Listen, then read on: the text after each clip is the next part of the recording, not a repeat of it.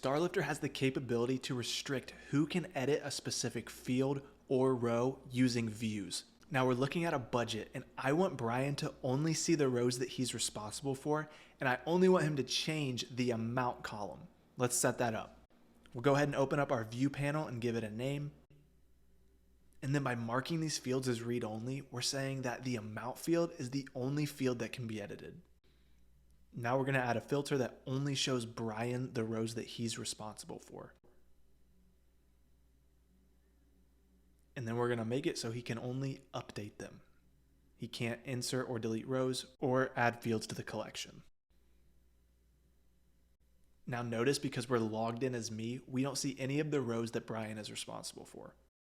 But we need to do one more thing to make sure that Brian has access to this view. Let's change him to an editor of this view. And now when we impersonate Brian,